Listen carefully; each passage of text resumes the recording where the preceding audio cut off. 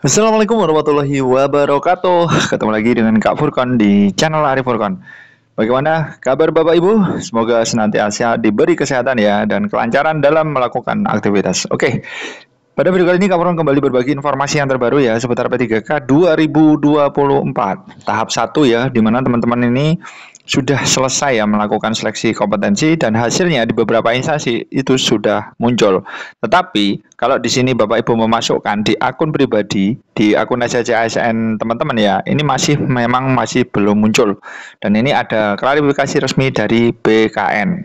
Tentunya instansi-instansi itu sudah pada mengumumkan ya Bapak Ibu ya. Ini ada Pemkot Semarang, kemudian ada Kabupaten Bondowoso dan lain sebagainya, ini sudah mengumumkan dan sudah Kak Furkon sepil ya satu-satu daerahnya.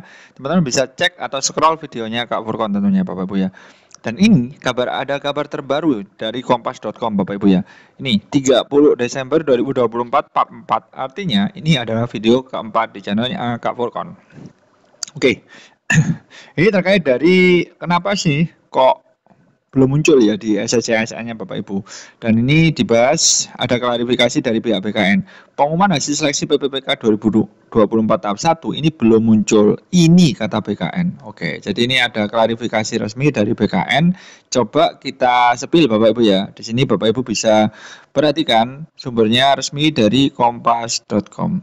Nah, di sini pengumuman hasil seleksi tahap 1 PPPK ini sudah bisa dicek sebenarnya ya, sejak 24 Desember 2024 lalu. Tapi sampai saat ini itu masih belum bisa Bapak Ibu ya. Ketika teman-teman memasukkan akun SJC ASN di sini memang belum ada atau belum tampil datanya Bapak Ibu. Tentunya teman-teman bisa cek manual di instansi-instansi ya Bapak Ibu yang sudah mengumumkan. Tergantung instansinya Bapak Ibu nanti sudah mengumumkan atau belum. Tentunya masa pengumuman itu sebenarnya sampai besok ya Bapak Ibu ya, 31 Desember 2024. Jadi masih ada, mungkin besok bisa muncul di SJC ASN, kita juga belum tahu.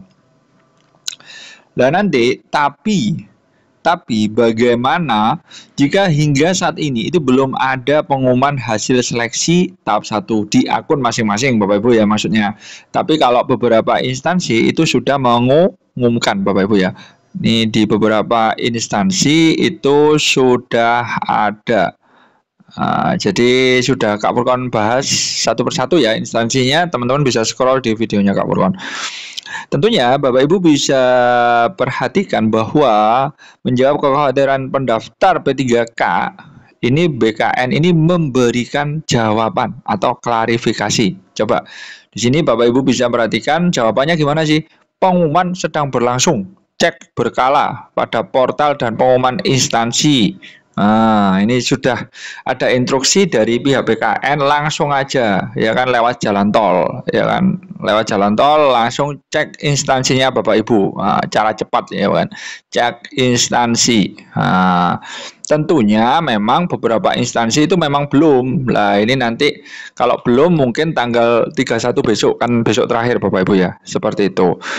Nah, di sini bagi pelamar PPPK tahap 1, di sini Bapak Ibu bisa perhatikan cara ceknya cukup sederhana, teman-teman langsung aja ke SSC ASN dan memasukkan akunnya Bapak Ibu sendiri, seperti itu. Nah, di sini ada beberapa kode yang harus Bapak Ibu pahami, tentunya ada L ya kan. Kemudian ada R2L, kemudian ada R3L, nah, seperti itu. Nah, bentar. Ini ada R2L, ada R3L. Nah, ini tentunya R2L sama R3L ini posisinya kuat banget. Loh, kok kenapa kok kuat, Kak? Nah, karena di sini R2L sama R3L inilah yang berhak melakukan apa? Pemberkasan, nah, atau mengisi DRH. Lah, gimana Kak yang R2 sama R3? R2 sama R3 menunggu instruksi. Nah, ini menunggu instruksi Bapak Ibu ya. R2 sama R3 ini menunggu. Tunggu dulu. Menunggu instruksi dari pusat, tentunya akan dialihkan ya di PPPK paruh waktu, karena sampai saat ini itu belum ada kebijakan terkait PPPK paruh waktu. Nah, di situ ada kode APS itu pengunduran diri dan DIS itu adalah diskualifikasi.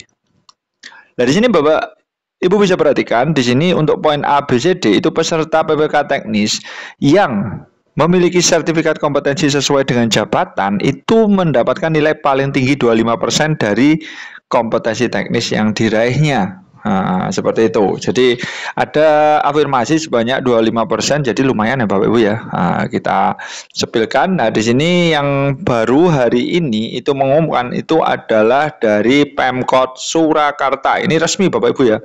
Nah, Pemkot Surakarta ini hari ini sudah mengumumkan. Nah, Bapak Ibu bisa perhatikan, ini ada hasil seleksi kompetensi pegawai pemerintah dengan perjanjian kerja tenaga teknis tahap 1 di lingkungan Pemkot Surakarta.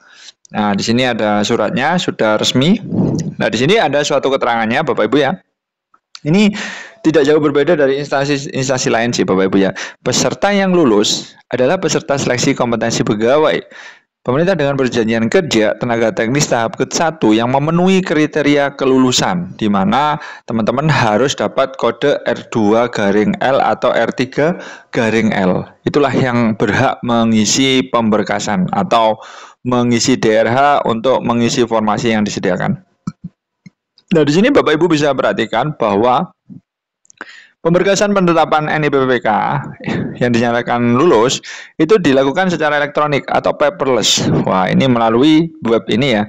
Dokumen persyaratan pemberkasan akan disampaikan pada pengumuman selanjutnya. Nah, ini instansi Pemkot Surakarta belum mengumumkan ya. Kalau instansi lain ada yang sudah ada yang disiapkan ya, sudah ditampilkan misalkan foto, ijazah dan lain sebagainya itu sudah ada. Jadi tergantung daerahnya Bapak Ibu masing-masing ya. Tentunya ini sudah ditandatangani secara resmi, secara elektronik pada hari ini ya, 30 Desember 2024 oleh Ketua Panitia Seleksi Pengadaan CSN Kota Surakarta, Bapak Mudi Murtono. Ini sudah ditandatangani secara elektronik, mantap jiwa. Nah, dari sini Bapak Ibu bisa perhatikan, coba Kak Furkon akan sepil ya beberapa. Yang pertama ada penyuluh hukum ahli pertama. Di sini tentunya S1 hukum ya. Oke. Di sini formasinya cuma 2, yang hadir cuma 2. Ya udah, ini mantap jiwa. Maksudnya berapapun nilainya, nilai 0 pun tetap lulus. Nah, teman-teman bisa perhatikan di sini kebetulan dua-duanya itu sama-sama dari R3 atau honor database BKN.